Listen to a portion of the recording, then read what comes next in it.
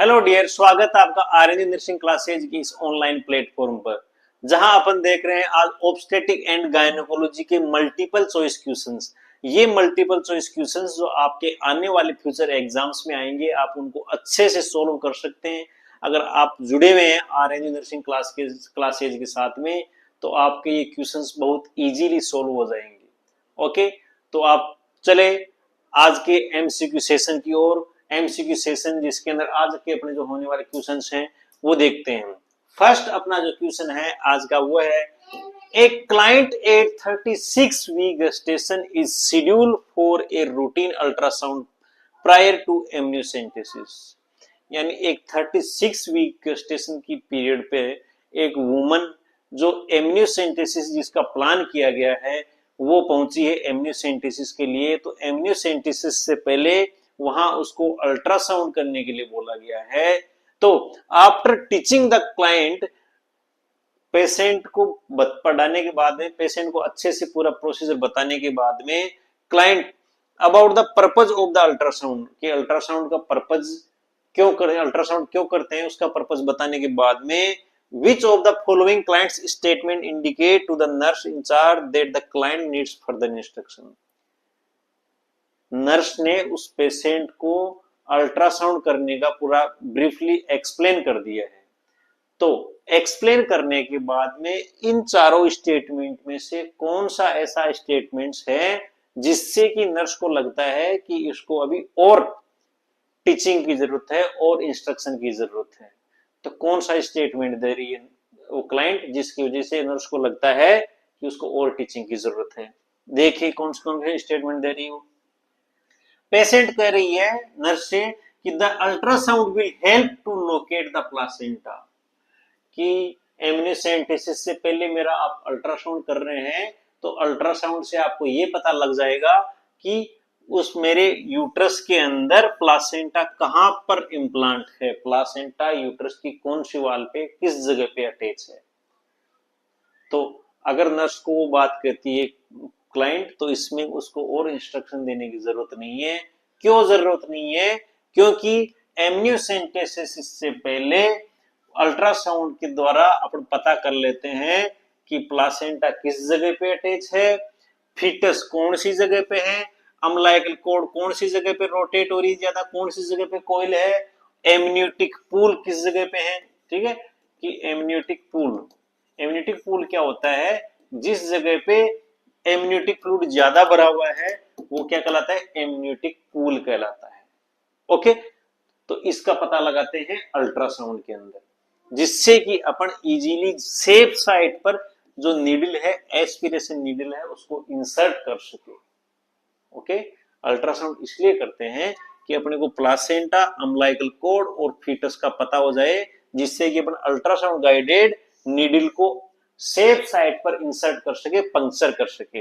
अगर अपन प्लासेंटा के अंदर पंक्चर कर दिया तो वहां पे ब्लीडिंग का चांस होगा, प्लासेंटल सेपरेशन का चांस हो सकता है, एब्रेप्सिव प्लासेंटा का चांस हो सकता है। अगर अम्लाइकल कोड के अंदर पंक्चर कर दिया तो वहां वेसल डिफॉर्मिटी हो सकती है, जिससे फीटल को डिस्ट्रेस हो सकता है। अगर फीटल के हेड पार्ट या फीटल की कोई बॉडी के अंदर नीडल को डाल दिया है तो जिससे वहां पर फीटल डिस्ट्रेस या फीटल ब्लीडिंग हो सकती है।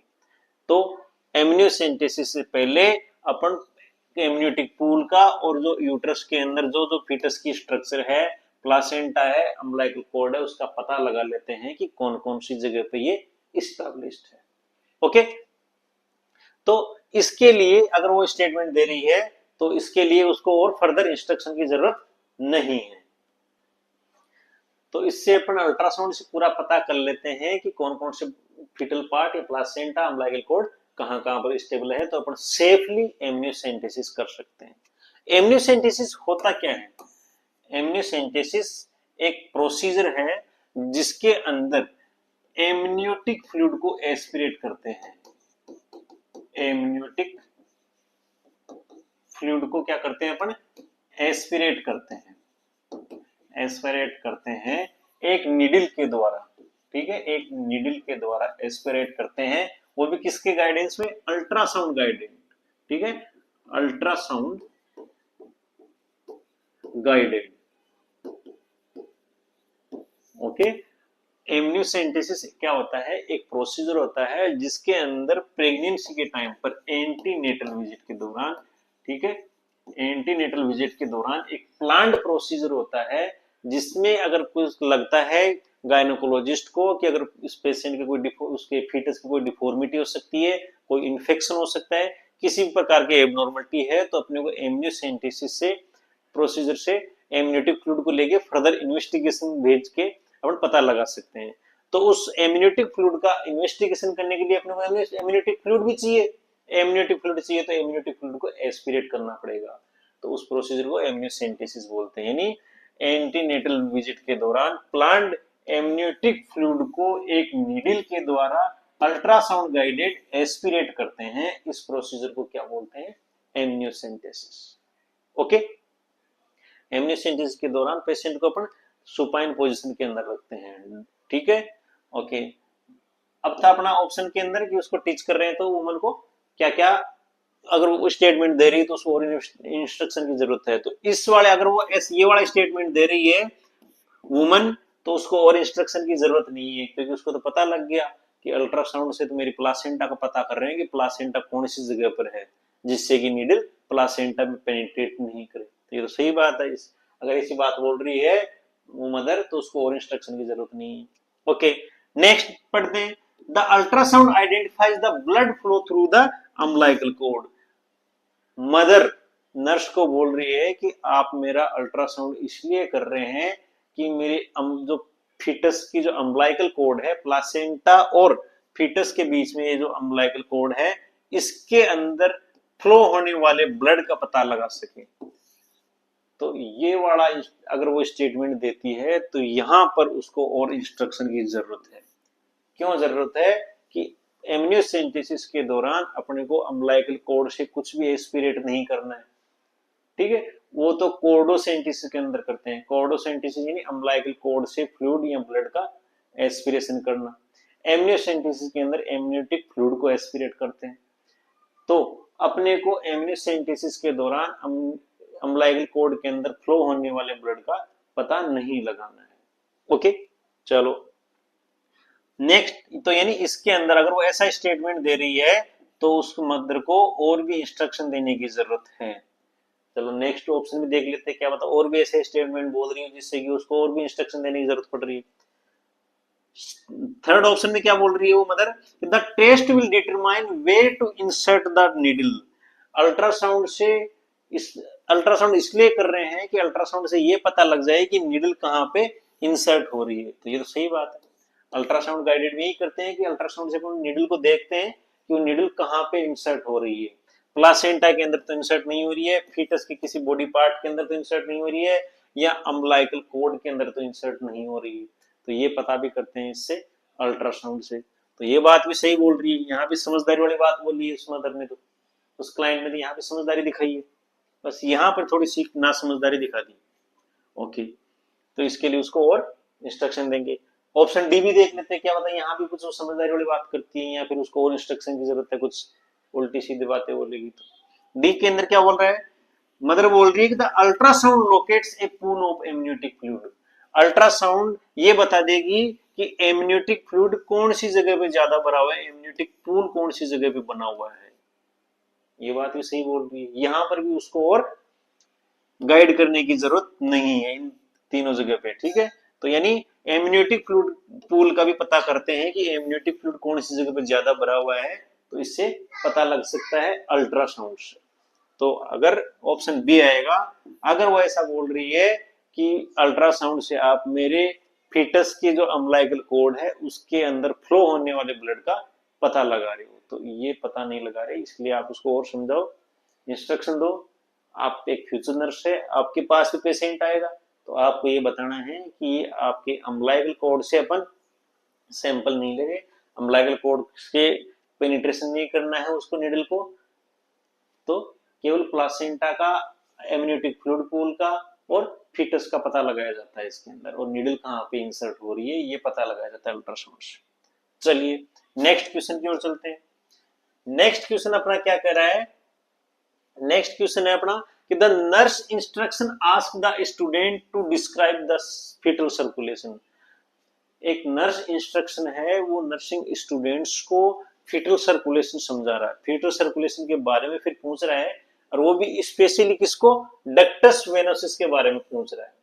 किसके बारे में, डक्टस वेनोसिस के बारे में। तो आपको याद रखना है फीटल सर्कुलेशन के अंदर जो भी टर्म आते हैं, तो वेनोसिस वर्ड आता है जहां पे दो वेन जुड़ रही है, वेन से वेन अटैच हो रही है, वेन टू वेन क्या होता है, वेनोसिस होता है। Artery to artery, artery to artery, ये क्या होता है, आर्टरियोसिस होता है, आर्टीरियोसिस होता है, आर्टरियोसिस होता है। ओके, ये ध्यान में रखना है। तो स्पेशली डक्टस वेनोसिस के बारे में पूछ रहे हैं उनसे स्टूडेंट से, clinical instructor, which statement by the student indicates an understanding of the ductus venosus। इन चारों स्टेटमेंट में से, ये चारों स्टेटमेंट्स अगर वो स्टूडेंट बोल रहे हैं, तो इन चारों स्टेटमेंट्स में से कौन सा ऐसा स्टेटमेंट्स है कि बच्चों को समझ में आ गया, नर्सिंग स्टूडेंट्स को समझ में आ गया कि डक्टस वेनोसिस क्या होता है। ओके, तो डक्टस वेनोसिस को, इनको देखने के लिए आपको फीटल सर्कुलेशन बताता हूं। नॉर्मली फीटल सर्कुलेशन के अंदर क्या क्या स्ट्रक्चर होती है। फीटल सर्कुलेशन के लिए सबसे पहले कि यहाँ पे फीटल सर्कुलेशन प्लासेंटा से स्टार्ट होता है। प्लासेंटा जो मेटरनल एंडोमेट्रियम से अटैच रहती है, मेटरनल एंडोमेट्रियम, मेटरनल एंडोमेट्रियम जो कि यूट्रस का पार्ट है। ओके, मेटरनल एंडोमेट्रियम जो कि यूट्रस का पार्ट है, जो कि फर्टिलाइजेशन से पहले प्रोजेस्टेरोन हार्मोन जो कॉर्पस ल्यूटियम से आ रहा है उसके द्वारा अच्छे से मेच्योर हो जाता है और हाईली वेस्कुलराइज्ड हो जाता है, हाईली वेस्कुलराइज्ड हो जाता है, हाईली वेस्कुलर यानी ब्लड वेसल्स यहाँ पे इसके अंदर ज्यादा होगी, ब्लड सप्लाई ज्यादा हो रही है एंडोमेट्रियम के अंदर। तो प्लासेंटा भी क्या करता है, प्लासेंटा ब्लास्टोसिस्ट भी क्या करता है, जहां पे इसको ब्लड सप्लाई ज्यादा दिखती है वहां पे चिपक जाता है। तो यहाँ पे ब्लड ब्लास्टोसिस्ट चिपक गया, तो ब्लास्टोसिस्ट चिपक के प्लासेंटा की स्ट्रक्चर बनाता है। तो प्लासेंटा के अंदर से मेटरनल साइड में कोरियोनिक विलाइज निकलती है, और वो विलाइज निकल के किसके अंदर चली जाती है, एंडोमेट्रियम के अंदर चली जाती है। ये क्या है, chorionic villi, chorionic विलाइज।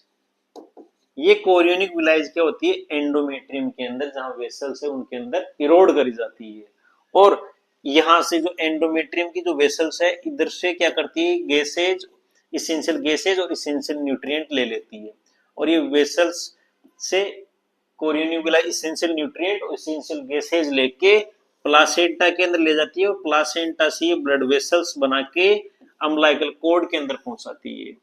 Okay, umbilical code के अंदर, ये कौन सी स्ट्रक्चर है, अम्लाइकल कोड। अम्लाइकल कोड एक स्ट्रक्चर होती है, एक कोड होती है जो कि प्लासेंटा और फीटस के बीच में होती है। ये मान लो ये अपने बना दिया फीटस, ये क्या है, फीटस। तो फीटस और प्लासेंटा को जोड़ने का काम करती है ये स्ट्रक्चर, क्या कहलाती है, umbilical code. Okay, umbilical code के अंदर एक वेसल्स तो होती है वेन, अम्लाइकल वेन, ठीक है। एक स्ट्रक्चर का तो क्या नाम है, इसका क्या नाम है, अम्लाइकल वेन। ओके, इसके साथ में दो माइनर स्ट्रक्चर और निकलती है। ओके, इसके साथ में दो स्ट्रक्चर और निकलती है, उनको अपन बोलते हैं अम्लाइकल आर्टरीज बोलते हैं, ठीक है।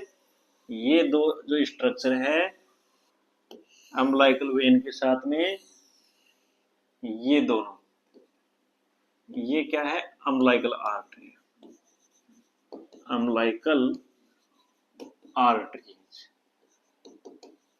ठीक है। अम्लाइकल आर्टरी जो दो होती है, ओके, और अम्लाइकल वेन है वो कितनी होती है, एक होती है। अम्लाइकल वेन कितनी होती है, एक होती है। अम्लाइकल वेन फीटस के अंदर एंटर करके लीवर की जो लेफ्ट पोर्टल वेन है, ठीक है, लीवर के अंदर जाने वाली एक वेन जिसका नाम है कौन सी, लेफ्ट पोर्टल वेन, ठीक है, यानी अम्लाइकल वेन, वेन से अटैच हो रही है। ये left portal vein fetus, sorry placenta से आने वाले, प्लासेंटा से आने वाले ऑक्सीजनेटेड ब्लड, यानी कि अम्लाइकल वेन के द्वारा, अम्लाइकल वेन है इसके द्वारा क्या आता है, ऑक्सीजनेटेड, ऑक्सीजनेटेड, ठीक है, ब्लड आता है, oxygenated blood through,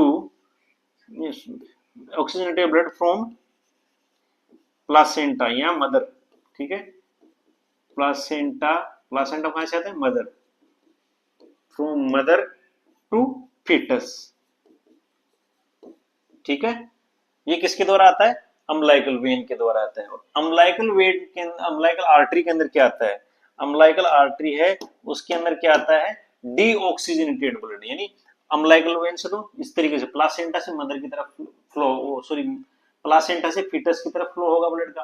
umbilical arteries है उनसे फीटस से प्लासेंटा की ओर, ठीक है, फीटस से प्लासेंटा की ओर ब्लड फ्लो होगा, ठीक है। तो अम्लाइकल आर्टरीज के अंदर क्या भरा हुआ है, डीऑक्सीजनेटेड, डीऑक्सीजनेटेड ब्लड, ठीक है, वो भी कहां से, फीटस टू प्लासेंटा या फिर मदर, ओके। ये किसके द्वारा आता है, अम्लाइकल आर्टरीज के द्वारा होती है, जो नंबर में 2 होती है, ओके। अब बात कर रहे हैं अपन अम्लाइकल वेन की। अम्लाइकल वेन जो फीटस के अंदर जाके लेफ्ट पोर्टल वेन से अटैच होती है, और लेफ्ट पोर्टल वेन जो कि अम्लाइकल वेन के अंदर आने वाले ब्लड को आईवीसी के अंदर बाईपास कर देती है। इंफीरियर वेना कवा, इंफीरियर वेना कवा जो बॉडी के लोअर बॉडी पार्ट से आने वाले ब्लड को हार्ट तक पहुंचाती है, ठीक है, कलेक्ट करके हार्ट तक पहुंचाती है। आईवीसी क्या है, हार्ट के पास ब्लड लेके आती है। फीटल हार्ट है ये, मान लो, ठीक है, फीटस है पूरा, ये स्ट्रक्चर फीटस है, तो ये ब्लड किसके अंदर लेके जाती है, फीटस हार्ट के अंदर। फीटल हार्ट का पार्ट बना देते हैं अपन। ये है right atrium, left atrium, okay, right ventricle, left ventricle. तो जिस जगह पर ये अम्लाइकल वेन इस लेफ्ट पोर्टल वेन और आईवीसी से जुड़ रही है, यहाँ पे एक सेंट बनता है, एक स्ट्रक्चर बन जाती है। इस स्ट्रक्चर का नाम है ductus venosus, ductus venosus. Umbilical vein and IVC, vein to vein जुड़ रही है, वेनोसिस, लेकिन जो इस स्ट्रक्चर का नाम है सेंट का, वो है ductus venosus, okay. Ductus venosus जो है, डक्टस वेनोसिस से ब्लड कहां जा रहा है, आईवीसी के अंदर जा रहा है। आईवीसी से ब्लड कहां पहुंच गया, राइट एट्रियम के अंदर पहुंच गया, ब्लड अपना पहुंच गया राइट एट्रियम के अंदर। इधर क्या है, राइट एट्रियम और लेफ्ट एट्रियम के बीच में एक ओपनिंग होती है, ओके। इधर क्या है, एक राइट एट्रियम और लेफ्ट एट्रियम के बीच में एक ओपनिंग होती है। इस ओपनिंग का नाम क्या है, फोरामेन ओवल, ठीक है, क्या नाम है, फोरामेन ओवल। इस स्ट्रक्चर का नाम है फोरामेन ओवल, ओके। ये फोरामेन ओवल राइट एट्रियम और लेफ्ट एट्रियम के बीच की एक ओपनिंग होती है। तो फीटल हार्ट के अंदर राइट एट्रियम का ब्लड 75 to 80% ब्लड है वो राइट एट्रियम से सीधा लेफ्ट वेंट्रिकल, लेफ्ट एट्रियम के अंदर चला जाता है, ओके, क्योंकि यहाँ पर एक ब्रॉड ओपनिंग होती है दोनों एट्रियम्स के बीच के अंदर। तो सीधा राइट एट्रियम से ब्लड किसके अंदर चला जाता है, राइट एट्रियम के अंदर चला जाता है, ओके। देन लेफ्ट एट्रियम से लेफ्ट वेंट्रिकल, ठीक है, ब्लड किसके अंदर आ गया, लेफ्ट वेंट्रिकल। लेफ्ट वेंट्रिकल से किसके अंदर चला जाता है, अओर्टा के अंदर चला जाता है ब्लड, यही होता है नॉर्मल सर्कुलेशन में, यही होता है, ठीक है। तो ये किसके अंदर चला गया, अओर्टा के अंदर चला गया ब्लड, ठीक है। ये अओर्टा जो पूरी बॉडी पार्ट के अंदर ब्लड सप्लाई कर देती है, ठीक है, जहां भी ब्रांचेज है, जहां से ब्लड चाहिए फिटस को वहां पहुंचा देती है, ओके। ये था एक। तो बाकी 75 to 80% के अलावा जो बाकी बचा हुआ 25 to 25% ब्लड है, वो राइट एट्रियम से लेफ्ट एट्रियम के अंदर आता है। कहां आता है, राइट एट्रियम से राइट वेंट्रिकल के अंदर आता है। राइट वेंट्रिकल से नॉर्मल सर्कुलेशन के अंदर ब्लड कहां जाता है, पल्मोनरी आर्टरीज के अंदर जाता है। कहां जाता है, पल्मोनरी आर्टरीज के अंदर जाता है। पल्मोनरी आर्टरीज किससे ब्लड कहां जाता है, लंग्स के अंदर जाता है, ठीक है। तो जो राइट वेंट्रिकल है उससे ब्लड कहां गया है, लंग्स के अंदर जा रहा है, ठीक है, लंग्स के अंदर जा रहा है। तो लंग्स के अंदर किसके द्वारा जाता है ब्लड, ये जाता है पल्मोनरी आर्टरी के द्वारा, पल्मोनरी आर्टरी, ठीक है। ये पल्मोनरी आर्टरीज के द्वारा जाता है। 25% ब्लड, बाकी का 25% ब्लड है वो लंग्स के अंदर जाने की कोशिश करता है। लेकिन यहीं पर क्या है, जो पल्मोनरी आर्टरी और अओर्टा यहाँ जहां पे पास पास में अटैच है, इस जगह पर एक संट बना हुआ रहता है। इस संट के द्वारा, संट ठीक है, ओपनिंग बनी हुई है, इस संट का क्या नाम है? इसका नाम है डक्टस आर्टरियोसिस। ठीक है, क्या नाम है इस संट का? डक्टस आर्टरियोसिस। डक्टस आर्टरियोसिस जो पल्मोनरी आर्टरी और अओर्टा के बीच में होता है, जो कि पल्मोनरी आर्टरी के अंदर आने वाला 20 से 25% ऑक्सीजनेटेड ब्लड पल्मोनरी आर्टरी से अओर्टा के अंदर चला जाता है। तो अब क्या हुआ? सारा ब्लड 75% ब्लड तो अओर्टा के अंदर वैसे लेफ्ट वेंट्रिकल से आ रहा था, बाकी बचा हुआ ब्लड पल्मोनरी आर्टरी से आ गया। तो मोस्ट ऑफ ऑक्सीजनेटेड ब्लड है पूरा किसके अंदर आ गया? अओर्टा के अंदर आ गया, और पूरी बॉडी को ब्लड सर्कुलेट करेगा। और यहां पर आके धीरे धीरे ब्लड मिक्स हो गया फीटल ब्लड के अंदर। अब ये मिक्स और फिर लास्ट में डीऑक्सीजनेटेड ब्लड हो गया। डीऑक्सीजनेटेड ब्लड जो कि टू आर्टरीज के द्वारा, जो कि टू आर्टरीज के द्वारा, जो iliac vein, common iliac vein की ब्रांच है, उनका नाम है हाइपोगेस्ट्रिक आर्टरी। हाइपोगेस्ट्रिक आर्टरीज,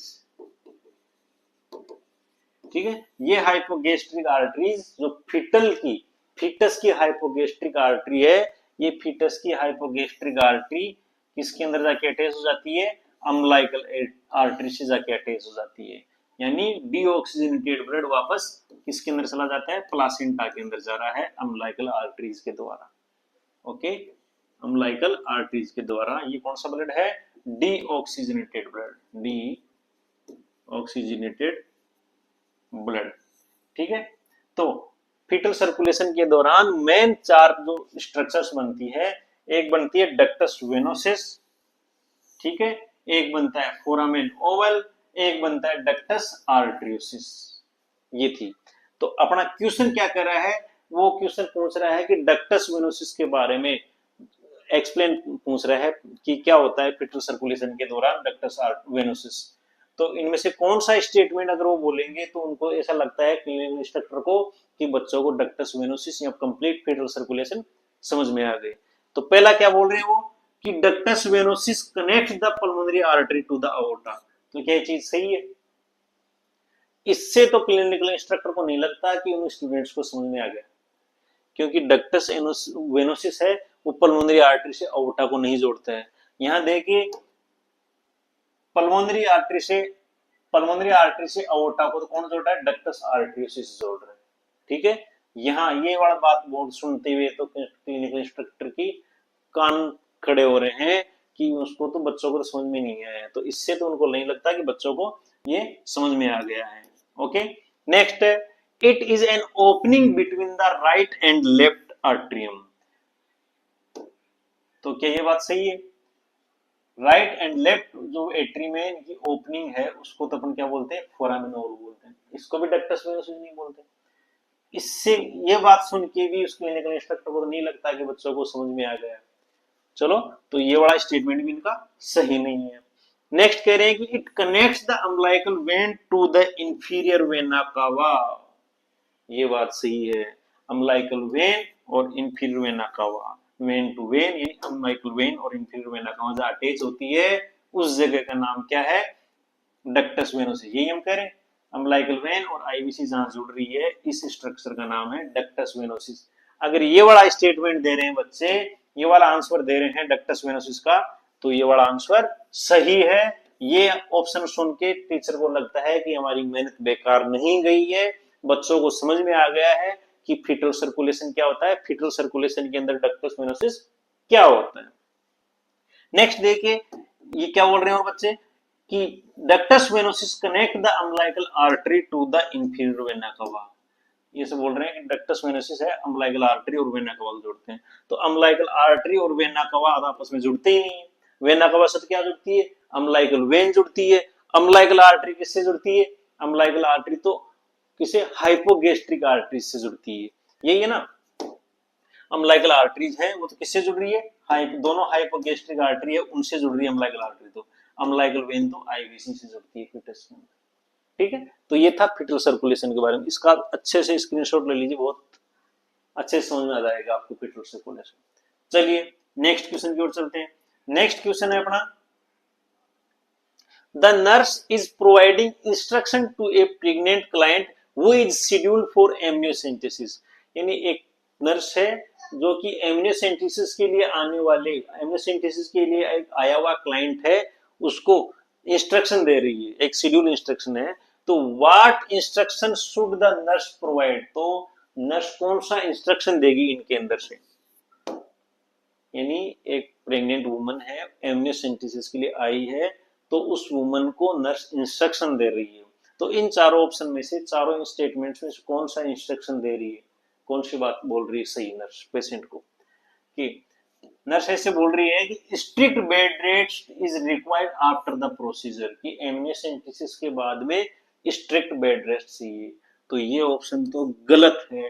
क्यों गलत है, क्योंकि एमनियोसेंटेसिस जो कि अल्ट्रासाउंड गाइडेड एमनियोटिक फ्लूइड को एस्पिरेट करते हैं, जिसमें किसी भी प्रकार की फीटल और बॉडी पार्ट को डैमेज नहीं किया जाता है, एक फाइन निडल होती है जिससे अल्ट्रासाउंड गाइडेड सीधा एमनियोटिक पूल को टारगेट करते हैं। किसको टारगेट करते हैं, एमनियोटिक पूल को टारगेट करते हैं, जहां पर एमनियोटिक फ्लूइड ज्यादा भरा हुआ है, तो एमनियोटिक पूल के थ्रू एमनियोटिक फ्लूइड को एस्पिरेट कर लेते हैं। तो इसके दौरान अगर मान लो अल्ट्रासाउंड सही किया है आपने, अल्ट्रासाउंड में सही दिख रहा है एमनियोटिक फ्लूइड, और अपने प्लासेंटा को, फीटल बॉडी को, अम्बिलिकल कॉर्ड को अगर डैमेज नहीं किया है, तो किसी भी प्रकार की स्ट्रिक्ट बेड रेस्ट की जरूरत नहीं है। ओके, उसको बेड रेस्ट की जरूरत है, बट स्ट्रिक्ट बेड रेस्ट की जरूरत नहीं है। नॉर्मली बेड रेस्ट की जरूरत इसलिए है क्योंकि वो सुपाइन या डोर्सल रिकमेंड पोजीशन में प्रोसीजर किया जा रहा है एमनियोसेंटेसिस, तो उस दौरान उसको रेस्पिरेटरी ब्रीथिंग डिफिकल्टी हो सकती है, क्योंकि वो सुपाइन पोजीशन में लेटी हुई है, तो यूट्रस के प्रेशर की वजह से उसको रेस्पिरेशन लेने में प्रॉब्लम हो सकती है। तो उसको रेस्ट करना चाहिए कि थोड़ी ब्रीथिंग नॉर्मल हो जाए, लेकिन स्ट्रिक्ट बेड रेस्ट की जरूरत नहीं है। तो ये वाला इंस्ट्रक्शन नहीं देना उसको, ठीक है। गलत बात नहीं बोल रही है पेशेंट को कि आपको स्ट्रिक्ट बेड रेस्ट की जरूरत है। नेक्स्ट क्या ये ऐसे बोल रही है वो, hospitalisation is necessary for 24 hours after the procedure, कि प्रोसीजर के 24 आवर्स तक क्या हॉस्पिटलाइजेशन चाहिए, ऐसा जरूरी नहीं है। ये एमनियोसेंटेसिस प्रोसीजर है, वो तो ओपीडी बेसिस पेशेंट है, ओपीडी बेसिस प्रोसीजर है, out patient department basis procedure है, इन पेशेंट डिपार्टमेंट बेसिस प्रोसीजर नहीं है। तो इसमें पेशेंट को 24 आवर्स एडमिट रहने की जरूरत नहीं है। नेक्स्ट है, an informed consent needs to sign before the procedure, कि प्रोसीजर से पहले उस वुमन से इन्फॉर्म कंसेंट लेना है। तो ये तो सही बात है कि कंसेंट जरूरी है। ये एक इन्वेजिव प्रोसीजर है, एमनियोसेंटेसिस इन्वेजिव प्रोसीजर है। इन्वेजिव यानी जिसके अंदर अपन पेनिट्रेट कर रहे हैं किसी भी इंस्ट्रूमेंट को, किसी भी नीडल को, किसी भी चीज को। तो ये इसके अंदर एमनियोसेंटेसिस के अंदर तो पर क्या है, अल्ट्रासाउंड गाइडेड नीडल इंसर्ट कर रहे हैं, तो ये एक इन्वेजिव प्रोसीजर है। तो इन्वेजिव प्रोसीजर का तो कंफर्म अपने को क्या लेना है, इन्फॉर्म कंसेंट लेना है। तो इन्फॉर्म, उस कंसेंट पे अपने को साइन करवाने हैं उस मदर से। ओके, इन्फॉर्म कंसेंट पे साइन करवाने हैं। ये वाला कंसेंट, ये वाला जो स्टेटमेंट है, ये तो जरूर है, ये वाला इंस्ट्रक्शन है प्रोसीजर से पहले, ये जरूर ऐड करना है नर्स को एमनियोसेंटेसिस से पहले उस पेशेंट को बताने के लिए कि इन्फॉर्म कंसेंट जरूरी है, क्योंकि ये एक इन्वेजिव प्रोसीजर है। ओके, फोर्थ ऑप्शन है, a fever is expected after the procedure because the trauma to the abdomen. Nurse उस पेशेंट को ऐसे बोल रही है कि आपके प्रोसीजर के बाद में फीवर आ सकता है आपको, तो ये इंस्ट्रक्शन नहीं देना है। क्यों नहीं देना है, क्योंकि एमनियोसेंटेसिस से फीवर हो ही नहीं सकता। क्यों नहीं हो सकता, एमनियोसेंटेसिस से पहले, क्योंकि एमनियोसेंटेसिस से पहले जिस साइड से अपन जो प्रोसीजर उस एमनियोटिक फ्लूइड लेने के लिए नीडल या सिरिंज अंदर इंसर्ट कर रहे हैं, उस जगह पे प्रॉपर क्लीन और स्टरलाइज प्रोसीजर करना है, स्टेराइल करना उस एरिया को। अल्ट्रासाउंड गाइड पूरी तरीके से स्टेराइल प्रोसीजर होता है एमनियोसेंटेसिस, तो इसके अंदर इन्फेक्शन होने के चांस नहीं है। इतना स्टेराइल रखना चाहिए इस प्रोसीजर को कि बिल्कुल भी इन्फेक्शन ना हो, तो इन्फेक्शन नहीं होगा तो वहां फीवर नहीं आएगी उसको। ओके, तो एमनियोसेंटेसिस प्रोसीजर के बाद में उसको फीवर नहीं आएगी, तो ये वाला इंस्ट्रक्शन भी नहीं देना है उस मदर को। तो ऑप्शन 3 अपना सही होगा कि एमनियोसेंटेसिस से पहले उस मदर से, उस पेशेंट से इन्फॉर्म कंसेंट लेना है, साइन करवाना है कंसेंट पे, क्योंकि एमनियोसेंटेसिस एक इन्वेजिव प्रोसीजर है। ओके, चलिए नेक्स्ट क्वेश्चन की ओर। नेक्स्ट क्वेश्चन अपना क्या कह रहा है कि a pregnant client in the first trimester call the nurse at a health care clinic। एक प्रेग्नेंट क्लाइंट है जो कि फर्स्ट ट्राइमेस्टर के अंदर एक नर्स को कॉल करती है, ठीक है, नर्स को बताती है कि एंड रिपोर्ट्स, और उसको रिपोर्ट करती है दैट शी हैज नोटिस्ड ए, कि उसने नोटिस किया है कि एक थिन कलरलेस वेजाइनल ड्रेनेज। एक मदर है प्रेगनेंसी के दौरान, फर्स्ट ट्राइमेस्टर के दौरान नर्स को कॉल करती है कि उसने नोटिस किया है कि उसकी वेजाइना से एक थिन कलरलेस वेजाइनल ड्रेनेज हो रहा है। तो वो नर्स क्या करेगी, तो the nurse should make which statement to the client. तो नर्स उस पेशेंट को क्या बोलेगी, कौन सा स्टेटमेंट देगी, इनमें से कौन सी बात बोलेगी अगर वो मदर नर्स को फोन करके बोलती है कि उसकी वेजाइना से एक थिन कलरलेस वेजाइनल ड्रेनेज हो रहा है। तो कौन सी बात बोलेगी इसमें, क्या नर्स ऐसा बोलेगी कि आपको तुरंत क्लिनिक पर आना है, ये बात नहीं बोलेगी उसको पेशेंट को नर्स। क्यों नहीं बोलेगी, क्योंकि प्रेगनेंसी के दौरान वेजाइना से ल्यूकोरिया फर्स्ट ट्राइमेस्टर से ही स्टार्ट हो जाता है, वेजाइनल डिस्चार्ज फर्स्ट ट्राइमेस्टर से ही स्टार्ट हो जाता है, जो कि एक नॉर्मल चीज है, नॉर्मल बात है वेजाइनल डिस्चार्ज। ये उस मदर के लिए बॉर्डरलेस हो सकता है, लेकिन ऐसा नहीं कि उसको तुरंत हॉस्पिटल में आना है, क्लिनिक पर आना है। उसको ऐसा डिस्कम्फर्ट लग सकता है कि उसकी वेजाइना से ड्रेन हो रहा है, उसको डर लग सकता है कि उसकी वेजाइना से कुछ दिक्कत तो नहीं है जिससे कि उसका ड्रेन हो रहा है, लेकिन ये एक नॉर्मल चीज है, नॉर्मल पार्ट है प्रेगनेंसी का, कि प्रेगनेंसी के टाइम पर फर्स्ट ट्राइमेस्टर से ही ल्यूकोरिया स्टार्ट हो जाता है, वेजाइना से व्हाइट थिन कलरलेस फ्लूइड है वो ड्रेन होने लग जाता है। तो इसके लिए आपको हॉस्पिटल या क्लिनिक आने की जरूरत नहीं है तुरंत। अगर वहां ड्रेन ज्यादा हो रहा है या वाटरी ड्रेनेज ज्यादा हो रहा है तो आप क्लिनिक पर आ सकते हैं, लेकिन ये नॉर्मल है thin colourless drain. Okay, next, क्या ये जवाब देगी नर्स कि द वेजाइनल डिस्चार्ज में be bothersome but is a normal occurrence. ये आपका वेजाइनल डिस्चार्ज है, आपको बोदरलेस लग रहा होगा, डिस्कम्फर्ट लग रहा होगा, लेकिन ये एक नॉर्मल चीज है प्रेगनेंसी के दौरान, ठीक है। तो ये बात भी सही है आपको नर्स ये बात सही कहेगी इसके अंदर। क्यों, क्योंकि वेजाइनल डिस्चार्ज है वो प्रेगनेंसी के टाइम नॉर्मल होता है, ठीक है। तो ये उस मदर को डिस्कम्फर्ट लग सकता है, बोदरलेस लग सकता है, लेकिन एक नॉर्मल चीज है प्रेगनेंसी के टाइम पे। तो ये उसको बात बोलेगी, ये रिप्लाई देगी उस मदर को फोन पर वापस, ठीक है, क्योंकि ल्यूकोरिया वेजाइनल डिस्चार्ज प्रेगनेंसी के टाइम पर नॉर्मल है। चलिए, क्या तीसरी बात ये भी बोलेगी, report to the emergency department at the maternity centre immediately, कि आपको तुरंत इमरजेंसी के अंदर बताना है, मेटर्निटी सेंटर की इमरजेंसी के अंदर कॉल करके बताना है। तो ये जरूरी नहीं है, क्योंकि वेजाइनल डिस्चार्ज नॉर्मल है प्रेगनेंसी के फर्स्ट ट्राइमेस्टर से ही। ओके, तो इमरजेंसी में जाने की जरूरत भी नहीं है। ओके, नेक्स्ट बात ये क्या रिप्लाई देगी, ये रिप्लाई भी दे सकती है कि नर्स कि use tampons if the discharge is bothersome but be sure to change the tampons every 2 hours, कि आपको टेम्पून्स यूज करना है अगर आपको ज्यादा ही डिस्कम्फर्ट लग रहा है, कि ऐसा लग रहा है कि ज्यादा ही थोड़ा डिस्चार्ज हो रहा है, तो आपको टेम्पून्स यूज करना है एवरी, और वो टेम्पून्स आपको हर 2 घंटे के अंदर, हर 2 आवर्स के अंदर चेंज करना है। ये बात भी उसको नहीं बोलेगी। क्यों नहीं बोलेगी, क्योंकि प्रेगनेंसी के टाइम पर वेजाइनल जो डिस्चार्ज है उसको सोक करने के लिए अगर वो मदर टेम्पून्स यूज कर रही है तो वहां पर इन्फेक्शन होने का चांस हो सकता है, इसलिए प्रेगनेंसी के टाइम पर टेम्पून्स यूज में नहीं लेने हैं। ओके, प्रेगनेंसी के टाइम पर टेम्पून्स यूज में नहीं लेने हैं, क्योंकि टेम्पून्स से प्रेगनेंसी के टाइम पर इन्फेक्शन हो सकता है, टेम्पून्स वेजाइना के अंदर इंसर्ट किया जाता है, तो ऐसा टेम्पून्स है वो इन्फेक्शन कर सकता है मदर को, इसलिए टेम्पून्स यूज में नहीं लेना है।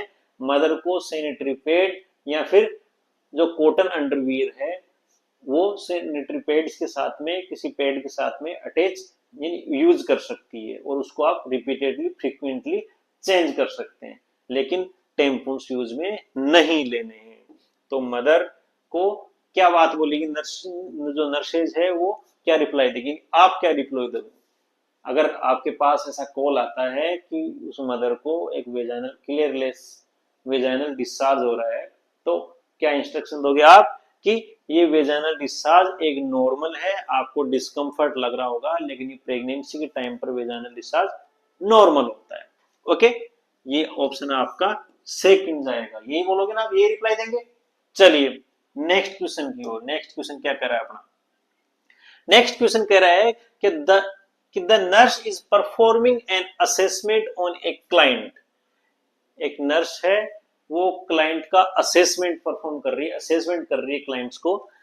वो suspect that she is pregnant, कि उसको लगता है कि वो एक प्रेग्नेंट है, तो उसका असेसमेंट कर रही है नर्स। एक मदर है, वो आई है क्लिनिक पे, ठीक है, वो बता रही कि मैं प्रेग्नेंट हूँ, तो नर्स है उसको प्रेग्नेंट सस्पेक्ट मान के उसका असेसमेंट कर रही है कि and checking the client for probable sign of pregnancy. और अगर वो बोल रही है मदर कि मैं प्रेग्नेंट हूं, तो नर्स यानी आप उसको प्रेग्नेंट मान के उसके प्रोबेबल साइन चेक कर रहे हैं। ठीक है, प्रेगनेंसी के मैंने बताया है कि 3 साइंस होते हैं। एक होता है प्रीजम्पटिव साइन, ठीक है, एक होता है प्रोबेबल साइन, ठीक है, एक होता है पॉजिटिव साइन। ठीक है, प्रीजम्पटिव, प्रोबेबल और पॉजिटिव। प्रीजम्पटिव तो यानी अनुमान लगा सकते, ठीक है, कि वो प्रेग्नेंट है, नोजिया वोमिटिंग या एमनोरिया। अगर कोई वुमन जिसके 2 महीने से मेंसेस नहीं आया है, या कोई वुमन जिसको नोजिया वोमिटिंग फील हो रही है, ठीक है, तो उसको अपन प्रीजम्पटिव के अंदर काउंट करते हैं। क्यों? क्योंकि एमनोरिया तो किसी डिसऑर्डर या कोई हार्मोनल इम्बेलेंस की वजह से भी मिस हो जाते हैं कई बार। ओके, या फिर नोजिया एंड वोमिटिंग है, वो तो उसके जीए ट्रैक्ट डिस्टरबेंस की वजह से भी हो सकता है। तो ऐसा ऐसा नहीं है कि नोजिया एंड वोमिटिंग या फिर उसको वो है किसी प्रकार का एमनोरिया हो गया या फिर नोजिया एंड वोमिटिंग है, तो उससे आप नहीं मान सकते कि वो प्रेगनेंसी है। ओके, नेक्स्ट है प्रोबेबल साइन। प्रोबेबल साइन ये कि पॉसिबल की प्रेगनेंसी हो सकती है। तो प्रोबेबल साइन में सिम्टम्स आते हैं, जैसे चेडविक सिम्टम हो गया, जेकमस या चेडविक हो गया, हेगार हो गया, पामार हो गया, ठीक है, गुडेल साइन हो गए, ओके, ओसिएंडर साइन हो गए। तो ये सिम्टम्स है। ब्रिक्स जो बेक्सट्रॉन हिक्स कॉन्ट्रैक्शन हो गए, बेलोटमेंट्स हो गए, ये प्रोबेबल साइन है। और एचसीजी का प्रेजेंस होना, ठीक है, ब्लड के अंदर ह्यूमन कोरियोनिक गोनाडोट्रोपिन हार्मोन का प्रेजेंस होना, ये प्रोबेबल साइन है प्रेगनेंसी के। अगर इनसे पता चलता है कि ठीक हाँ ये प्रेग्नेंट हो सकती है। एक होता है पॉजिटिव साइन। पॉजिटिव साइन क्या होता है? कंफर्मेटरी साइन होते हैं, जैसे कि अल्ट्रासाउंड से अपन फीटल पार्ट्स को असेस कर सके, ठीक है, और किसी रेडियोलॉजी से उस फीटल पार्ट्स का पता लग सके, यूट्रस के अंदर प्रेजेंट एक्टिविटी का पता लग सके, फीटस की जो आउटलाइन है उसका पता करें, ये पॉजिटिव साइन होता है। ठीक है, एक होता है किसी भी इलेक्ट्रॉनिक डिवाइस से अपन फीटल हार्ट को एस्कल्टेट करें, ओके, तो वो किसके अंदर आता है? पॉजिटिव साइन के अंदर आता है। यहां क्या देख रही है वो? प्रोबेबल साइन देख रही है नर्स उस क्लाइंट से। तो the nurse should assess for which probable sign of pregnancy. ठीक है, तो नर्स इनमें से कौन से प्रोबेबल साइन है वो असेस कर रही है। तो कौन कौन से प्रोबेबल साइन हो सकते हैं उनको टिक करना है। इसमें इस टाइप के क्वेश्चन भी आते हैं आजकल नोटसेट एग्जाम्स में, जिसके एक से ज्यादा ऑप्शन सही हो। तो यहाँ पर वो इसी प्रकार का क्वेश्चन है।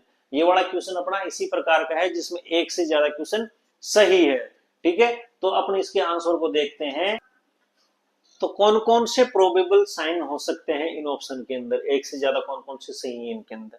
बेलोटमेंट। बेलोटमेंट भी प्रोबेबल साइन का एक पार्ट है।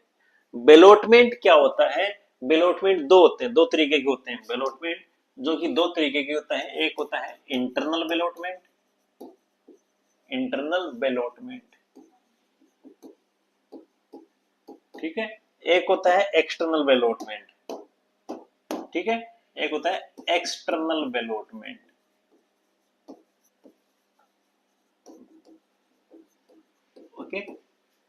इंटरनल बेलोटमेंट क्या होता है कि एंटीनेटल विजिट के दौरान नर्स वेजाइना के थ्रू फिंगर इंसर्ट करती है, मदर के वेजाइना के थ्रू, ठीक है, ऐसे स्ट्रक्चर होती है, वेजाइना के थ्रू फिंगर इंसर्ट करती है, ठीक है, और फिंगर से उस सर्विक्स को टेप करती है, फिंगर से सर्विक्स को टेप करती है, जिससे कि उस सर्वाइकल पार्ट के अंदर कोई बॉडी पार्ट प्रेजेंट है फीटस का, वो टेपिंग से पहले तो अपवर्ड मूवमेंट जाएगा, जब टेप करेगी वो नर्स तो फीटस का पार्ट है पहले तो अपवर्ड मूवमेंट करेगा और वापस फिर वो नीचे सर्विक्स के ऊपर आके टच होगा, ठीक है।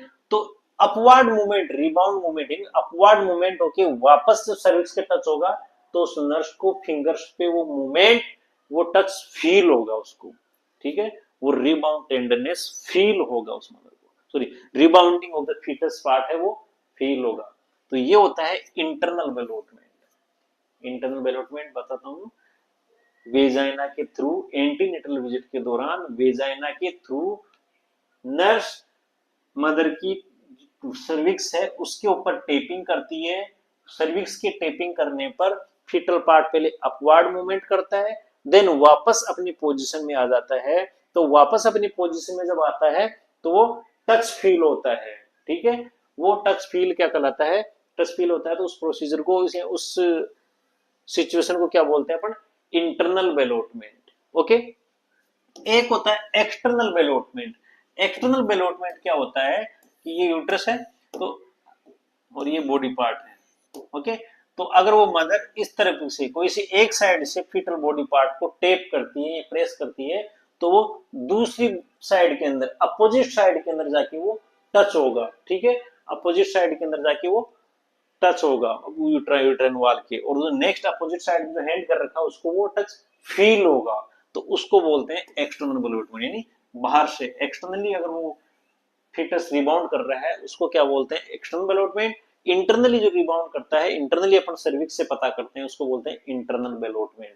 ये प्रेगनेंसी के प्रोबेबल साइन है, समझ गए बेलोटमेंट, और ये बेलोटमेंट प्रेगनेंसी के कौन से हैं, प्रोबेबल साइन है, तो ये भी आएगा इसमें, ये ऑप्शन तो आएगा। Next Chadwick sign, Chadwick sign और एक होता है जैकमर साइन। चेडविक और जैकमर साइन है वो प्रेगनेंसी के क्या होते हैं, पॉसिबल साइन है, प्रेगनेंसी के पॉसिबल साइन है, क्योंकि इन साइन के अंदर क्या होता है कि वेजाइना का पर्पल, ठीक है, या वोयलेट डिस्कलरेशन हो जाना क्या कहलाता है, चेडविक या जैकमर साइन। चेडविक या जैकमर साइन जो कि 8th वीक पे आते हैं नॉर्मली, प्रेगनेंसी के कौन सी वीक पर, 8th वीक पर। ये एक प्रोबेबल साइन है जिसमें कि वेजाइना का डिस्कलरेशन हो जाता है, वोयलेट डिस्कलरेशन हो जाता है। ये चेडविक या जैकमर साइन आता क्यों है, क्योंकि लेबर के टाइम, सॉरी प्रेगनेंसी के टाइम पर यूटेराइन ब्लड सप्लाई ज्यादा हो जाती है, ठीक है, यूटेराइन ब्लड सप्लाई है वो क्या हो जाती है, ज्यादा हो जाती है, यूटेराइन ब्लड सप्लाई ज्यादा होगी, ठीक है, तो यूटेराइन की स्ट्रक्चर कैसे होती है, इस तरीके से होती है, और यूट्रस से यहाँ से वेजाइना स्टार्ट हो जाती है, क्या है, वेजाइना है, तो यूट्रस को ब्लड सप्लाई किसके द्वारा होती है, यूटेराइन आर्टरी के द्वारा होती है, यूटेराइन आर्टरी जिसकी ब्रांचेज यूट्रस, फेलोपियन ट्यूब और सर्विक्स को सप्लाई करती है, और इधर किसको, सर्विक्स को कर रही है, सर्विक्स के साथ में ये सर्विक्स के पास की जो वेजाइनल पार्ट है इसको भी सप्लाई कर रही है। तो यूट्रस के पास तो क्या है, इसने हाईली वेस्कुलराइज कर दी, यानी ब्लड सप्लाई ज्यादा की इसने, ब्लड फ्लो ज्यादा होता है यूटेराइन वेसल्स के अंदर प्रेगनेंसी के टाइम पर, तो यूटेराइन वेसल तो ये भी इसी की ब्रांच है यूटेराइन वेसल की, तो यहाँ भी वेजाइना के अंदर भी क्या होगा, ब्लड सप्लाई ज्यादा हो जाएगी, तो उस ब्लड सप्लाई ज्यादा होने की वजह से वहां पर क्या हो जाएगा, वोयलेट डिस्कलरेशन हो जाएगा, वोयलेट डिस्कलरेशन हो जाएगा। तो इस वोयलेट डिस्कलरेशन को अपन क्या बोलते हैं, चेडविक या फिर जैकमर साइन। ये कब आता है, प्रेगनेंसी के 8th वीक पर आता है, ओके। चलिए नेक्स्ट ऑप्शन की बात करते हैं, नेक्स्ट ऑप्शन क्या करें, तो ये अपना ये चेडविक साइन भी क्या है, प्रोबेबल साइन है। नेक्स्ट ऑप्शन है यूटेराइन एनलार्जमेंट, ठीक है, यूटेराइन एनलार्जमेंट है, ये भी प्रोबेबल साइन है प्रेगनेंसी का, क्योंकि प्रेगनेंसी होगी तो यूट्रस की हाइट भी बढ़ेगी, ठीक है, तो यूट्रस की हाइट बढ़ेगी, प्रेगनेंसी की वजह से बढ़ रही है, तो ये प्रोबेबल साइन हो सकता है, कंफर्म नहीं है, पॉजिटिव नहीं है, प्रोबेबल मान के इसको भी अपन प्रोबेबल साइन के अंदर देते हैं, यूटेराइन एनलार्जमेंट को भी। एक है पॉजिटिव प्रेगनेंसी टेस्ट, जो यूपीटी टेस्ट से अपन करते हैं, यूरिन प्रेगनेंसी टेस्ट, जिसके अंदर अपन प्रेग्नेंट यूरिन के द्वारा टेस्ट करते हैं, वो करते हैं पॉजिटिव प्रेगनेंसी टेस्ट। ये भी किसके अंदर आता है, प्रोबेबल साइन के अंदर आता है। ओके, नेक्स्ट देखते हैं fetal heart rate detected by a non electronic device, कि फीटल हार्ट साउंड है उसको अस्कल्टेट करना, ये भी प्रोबेबल साइन के अंदर आता है। तो फीटल हार्ट साउंड को अस्कल्टेट करना प्रोबेबल साइन के अंदर नहीं आता है, ये किसके अंदर साइन है, पॉजिटिव साइन के अंदर है। ये क्या है, पॉजिटिव साइन है, जो कि अर्ली प्रेगनेंसी के अंदर तो इलेक्ट्रॉनिक डिवाइस से और लेट प्रेगनेंसी के अंदर नॉन इलेक्ट्रॉनिक डिवाइस से फीटल हार्ट साउंड को अस्कल्टेट कर सकते हैं। फीटोस्कोप, नॉन इलेक्ट्रॉनिक डिवाइस कौन सी होती है, फीटोस्कोप होती है, फीटोस्कोप होती है। और इलेक्ट्रॉनिक डिवाइस की बात करें तो डोपलर। ठीक है, तो अर्ली प्रेगनेंसी के अंदर तो डोपलर से हार्ट साउंड अस्कल्टेट करते हैं, लेट प्रेगनेंसी के अंदर फीटोस्कोप से। ये फीटल हार्ट साउंड को अस्कल्टेट करना पॉजिटिव साइन है, क्योंकि अगर यूट्रस के अंदर फीटल हार्ट साउंड आ रही तो प्रेगनेंसी कंफर्म है। ठीक है, और किसी की तो हार्ट साउंड मिलेगी नहीं, खुद की हार्ट साउंड तो यहाँ मिलेगी, वहां कैसे मिलेगी, यूट्रस के अंदर। यूट्रस के अंदर अगर हार्ट साउंड मिल रही है तो पॉजिटिव है, प्रेगनेंसी कंफर्म है। तो पॉजिटिव जो साइन होते हैं वो है फीटल हार्ट साउंड को इलेक्ट्रॉनिक और नॉन इलेक्ट्रॉनिक डिवाइस से सुनना, अस्कल्टेट करना। ठीक है, नेक्स्ट है outline of fetus via radiography and ultrasonography. जो फीटल की जो स्ट्रक्चर है नॉर्मल, उसकी आउटलाइन करना, फीटल स्ट्रक्चर है उसको कंप्लीटली असेस करना एक अल्ट्रासाउंड या फिर और रेडियोग्राफी के द्वारा। तो ये भी क्या है, एक कंफर्म साइन है या पॉजिटिव साइन है। तो प्रोबेबल साइन कौन कौन से हैं, 1, 2, 3 एंड 4। तो ऑप्शन अपने 4 सही होंगे, option first, option second, third and fourth. समझ गए। तो ऐसे क्वेश्चन भी आते हैं, एक से ज्यादा अप्लाई आंसर वाले, एक से ज्यादा जिनके आंसर हो, ऐसे क्वेश्चन भी आते हैं आजकल। ओके, नेक्स्ट क्वेश्चन की बात करते हैं। नेक्स्ट क्वेश्चन कौन सा है अपना, नेक्स्ट अगला क्वेश्चन है अपना कि a pregnant client is seen for regular prenatal visit. एक प्रेग्नेंट क्लाइंट है जो कि रेगुलर प्रीनेटल जो विजिट है उसके अंदर आ रही है, and tell the nurse that she is experience irregular contraction. वो इरेगुलर कॉन्ट्रैक्शंस फील कर रही है। एक मदर है जो एंटीनेटल विजिट के दौरान आती है, हर बार आती है एंटीनेटल विजिट के दौरान, और अब इस बार वो एक कंप्लेन लेके आ रही है कि वो इरेगुलर कॉन्ट्रैक्शंस हैं, वो एक्सपीरियंस कर रही है, फील कर रही है कि उसके इरेगुलर कॉन्ट्रैक्शंस आ रहे हैं। The nurse determines that she is experiencing Braxton Hicks contraction. यानी ये बात सुन के उस मदर की कि उसको इरेगुलर कॉन्ट्रैक्शंस फील हो रहे हैं, तो ये बात सुन के वो नर्स कह रही है कि ये तो ब्रेक्सटोन हिक्स कॉन्ट्रैक्शन है। ठीक है, तो on the basis of this finding which nursing action is appropriate. तो नर्स को पता लग रहा है कि इस मदर के ब्रेक्सटोन हिक्स कॉन्ट्रैक्शन आ रहे हैं, तो ब्रेक्सटोन हिक्स कॉन्ट्रैक्शन के अंदर कौन कौन सी नर्सिंग फाइंडिंग्स है वो एप्रोप्रिएट रहेगी, यहाँ पे क्या कौन सी एक्शन उसकी एप्रोप्रिएट रहेगी, क्या वो इंस्ट्रक्शन देगी, क्या एक्शन करेगी अगर उस मदर के ब्रेक्सटोन हिक्स कॉन्ट्रैक्शन हो रहे हैं तो। ठीक है, तो नॉर्मली बात करें ब्रेक्सटोन हिक्स कॉन्ट्रैक्शंस क्या होते हैं, ब्रेक्सटोन हिक्स कॉन्ट्रैक्शन जो कि इरेगुलर, ठीक है, नॉन रिदमिक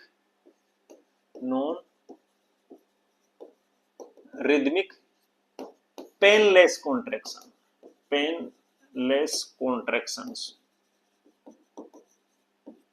ठीक है, प्रेगनेंसी के टाइम पर कई बार मदर को irregular non rhythmic painless contractions feel होते हैं।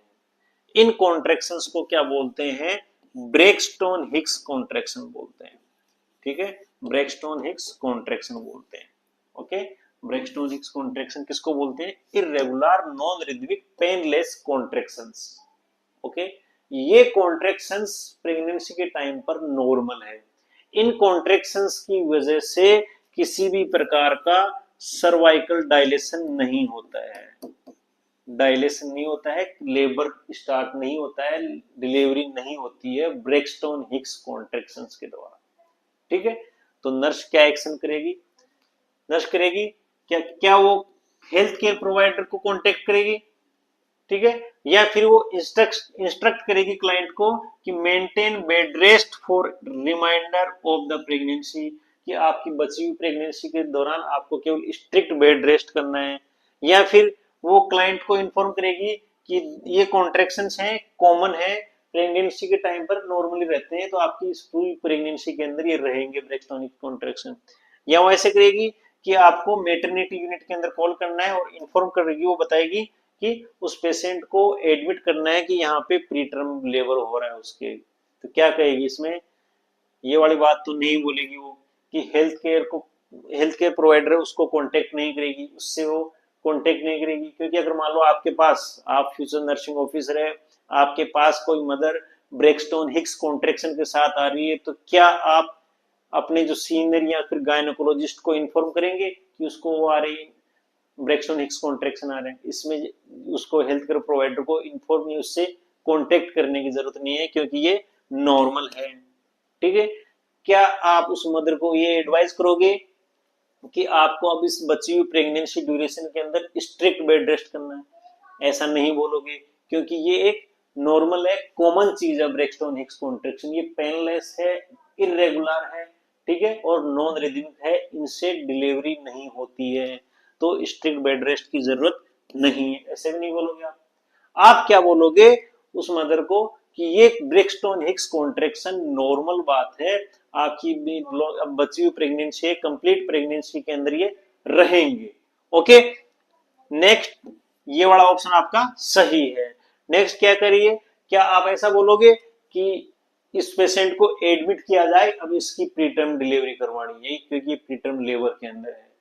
नहीं, ये भी नहीं कहोगे आप, क्योंकि आपने तो ये रट लिया है, आपने तो ये याद कर लिया है कि ब्रेक्सटोन हिक्स कॉन्ट्रैक्शन है वो irregular non rhythmic painless contractions हैं, जो कि लेबर को लीड नहीं करते, ठीक है, जिससे कि लेबर नहीं होती है, डिलीवरी नहीं होती है, सर्वाइकल डायलेशन नहीं होता है।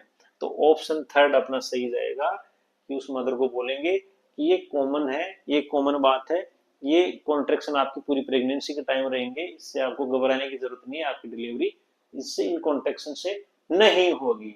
जो डिलीवरी वाले कॉन्ट्रैक्शन है वो रिदमिक पेनफुल कॉन्ट्रैक्शंस होंगे, okay, regular rhythmic painless contraction होंगे, तब आपको घबराने की जरूरत है, तब आपको डिलीवरी का टाइम हो गया है। ठीक है, चलिए नेक्स्ट क्वेश्चन की ओर। नेक्स्ट क्वेश्चन क्या करा है अपना? बहुत ही अच्छा क्वेश्चन है, ऐसे क्वेश्चन हर एग्जाम में आता है, ये वाला क्वेश्चन आपके हर एग्जाम में आता है। ठीक है, तो ये वाला क्वेश्चन आपको अच्छे से देखना है कि एक क्लाइंट अराइव्स एट द, ठीक है, कि एक क्लाइंट है वो एंटीनेटल क्लिनिक पे आया है, ठीक है, एक client arrives at the clinic for the first prenatal assessment. एक क्लाइंट है जो फर्स्ट प्रीनेटल असेसमेंट के दौरान आया है। नॉर्मली बात करें इंडिया के अंदर, इंडिया के अंदर जो प्रीनेटल विजिट है, प्रीनेटल विजिट, वो शेड्यूल तो कितनी की हुई है, ठीक है, वो शेड्यूल तो की हुई है 12 से 15 विजिट। ठीक है, एक बार अच्छे से बता देता हूं कि प्रीनेटल विजिट है वो शेड्यूल तो कितनी की हुई है इंडिया के अंदर, शेड्यूल शेड्यूल की हुई है 12 से 15 विजिट, ठीक है, एंटीनेटल पीरियड में। और मिनिमम कितनी की हुई है, मिनिमम मिनिमम कितनी की हुई है, 4 विजिट की हुई है। ठीक है, शेड्यूल विजिट की बात करें तो फर्स्ट 7 मंथ तक, ठीक है, फर्स्ट 7 मंथ तक है, उसको मदर को क्या करना है, हर महीने विजिट करनी है। ठीक है, कितने महीने विजिट करनी है, हर महीने विजिट करनी है, ईच मंथ फॉर 28 वीक। ठीक है, 28 वीक की प्रेगनेंसी के तक तो उसको ईच मंथ विजिट करना है। ठीक है। 28 से 36 वीक, 28 से 36 वीक पर उसको बाई वीकली, ठीक है, बाई वीकली विजिट करनी है। दो वीक में एक बार विजिट करनी है, 28 से 36 वीक्स की ड्यूरेशन के बीच में। और आफ्टर 36 ईच वीक जाना है, आफ्टर 36 वीक में ईच वीक विजिट करना है, ठीक है। तो टोटल ऐसे विजिट हो जाती है 7, ठीक है। ये सॉरी 7 हो गई इसमें 28 वीक तक, 4 हो गई 28 टू 36 में, और ये 4 हो जाती है नॉर्मली 36 वीक के बाद में। तो टोटल कितनी हो जाएगी, मतलब 15 टू 12 टू 15 विजिट हो जाती है शेड्यूल की बात करें तो। ये तो शेड्यूल विजिट है, ओके। लेकिन इनमें से 4 विजिट तो कम से कम कंपलसरी है। 4 विजिट की बात करें तो फर्स्ट विजिट तो as soon as possible, as soon as possible when non pregnancy, जब प्रेगनेंसी का पता लग जाएगा तब तुरंत जाना है, ओके। देन नेक्स्ट है 26 वीक पर, फिर 32 वीक पर एंड 36 वीक पर। ऐसे 4 विजिट है वो, first, second, third and fourth, ऐसे 4 विजिट है मिनिमम, वो जरूरी है इंडिया के अंदर, ओके। अपना क्वेश्चन क्या कर रहा है कि prenatal visit, first prenatal visit के दौरान, फर्स्ट प्रीनेटल असेसमेंट के दौरान she tells the nurse that the first day of her last normal, वो नर्स को बता रही है हिस्ट्री के दौरान। प्रीनेटल असेसमेंट, फर्स्ट जो प्रीनेटल असेसमेंट होता है उसके दौरान अपन कंप्लीट हिस्ट्री लेते हैं उसकी, तो उसमें अपन उसका लास्ट नॉर्मल मेंस्ट्रुअल पीरियड भी पूछते हैं, ठीक है। तो वो मदर नर्स से उसका खुद का लास्ट नॉर्मल मेंस्ट्रुअल पीरियड बता रही है कि अक्टूबर 19 टू 2018 उसका जो लास्ट मेंसेज है वो कब था, अक्टूबर, यानी 19 अक्टूबर 2018, यही है, ठीक है। यही उसका लास्ट एलएमपी, ठीक है। इसका लास्ट एलएमपी क्या है, 19 October 2018, using Naegele's rule, which expected date of delivery should the nurse document in the client chart, उस क्लाइंट के चार्ट के अंदर उसकी EDD expected date of delivery क्या होगी नेग्लेज रूल के अकॉर्डिंग। अगर उसकी एलएमपी अक्टूबर 19 2018 है तो क्या उसकी एक्सपेक्टेड डिलीवरी होगी, एक्सपेक्टेड डेट ऑफ डिलीवरी होगी उस नेग्लेज रूल के अकॉर्डिंग। नेग्लेज रूल क्या कहता है, ठीक है, नेग्लेज रूल क्या करता है कि एलएमपी में से, एलएमपी के अंदर से सबट्रैक्ट करना है, क्या सबट्रैक्ट करना है, 3 मंथ, ठीक है, सबट्रैक्ट करना है, सबट्रैक्ट एलएमपी में से 3 मंथ सबट्रैक्ट करना है, एंड देन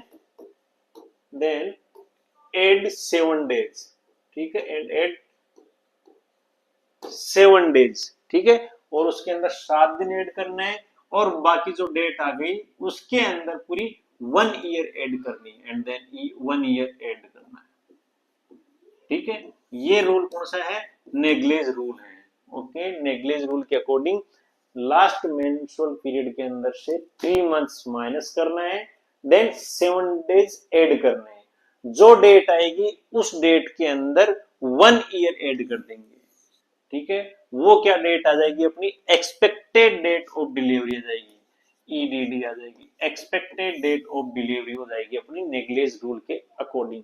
रूल क्या है, एलएमपी में से 3 मंथ्स माइनस प्लस 7 डेज, जो डेट आएगी उसके अंदर 1 ईयर ऐड कर देंगे। अपने पास डेट क्या है उसके एलएमपी, मदर की एलएमपी है 19 अक्टूबर 2018, ओके। इसके अंदर 3 मंथ माइनस करेंगे, 19 अक्टूबर के अंदर से 3 मंथ्स माइनस करेंगे तो कितना हो जाएगा, 19 जुलाई, 19 जुलाई 2018, यही हो गया, 3 मंथ्स माइनस करेंगे तो, ठीक है। अब इसके अंदर क्या करना है, 7 ऐड करना है, प्लस 7, कितनी डेट होगी, 26 जुलाई 2018, ये हुआ, ठीक है। अब क्या करना है इसके अंदर नेग्लेज रूल के अकॉर्डिंग 1 ईयर ऐड कर दो, टोटल 1 ईयर ऐड कर दो, तो 1 ईयर ऐड के अंदर क्या हो जाएगा, 26 जुलाई 2019, ये अपना आंसर हो जाएगा। ठीक है, समझ गए? तो अपना आंसर यहाँ पे कहां पर है इसमें, 26 जुलाई 2019, यही आ रहा है। ठीक है, ये ऑप्शन सेकंड अपना आंसर हो जाएगा। ठीक है, ऑप्शन सेकंड ही अपना ये आ रहा था इसमें। ये देखो, जुलाई 26 2019। पहले अपन ने क्या किया, 19 अक्टूबर 2018 में से 3 मंथ्स माइनस किए, तो 19 जुलाई 2018 आ गया। इसके अंदर अपन 7 डेज ऐड करेंगे तो 26 जुलाई 2018 हो गया। फिर इसके अंदर अपन ने एक साल और ऐड कर दिया, 1 ईयर और ऐड कर दिया, वो क्या हो गया, 26 जुलाई 2019 हो गया। ओके, तो अपनी ईडीडी क्या होगी, 26 जुलाई 2019। ऑप्शन अपना कौन सा सही हो जाएगा, ऑप्शन 2 जुलाई 6 19 2019। ओके, जुलाई 12 नहीं होगा, अगस्त 12 नहीं होगा, कि अगस्त 12 करेंगे तो इसमें केवल 3 मंथ माइनस कर रहे हैं सीधा, और 7 डे और माइनस कर रहे हैं। ठीक है, अगस्त 26 नहीं होगा, क्योंकि अगस्त 26 होगा तो 2 मंथ से माइनस किया है। ओके, जुलाई 12 के अंदर तो 3 मंथ्स प्लस यानी 37 डे माइनस कर दिया इसके अंदर तो, और इसके अंदर 27 डे माइनस कर दिया, लेकिन अपने रूल के अकॉर्डिंग, नेगलिज रूल के अकॉर्डिंग ऑप्शन अपना जुलाई 26 2019 आंसर सही जाएगा। ठीक है, तो ये अपना आंसर 2 सही होगा। Okay, thank you.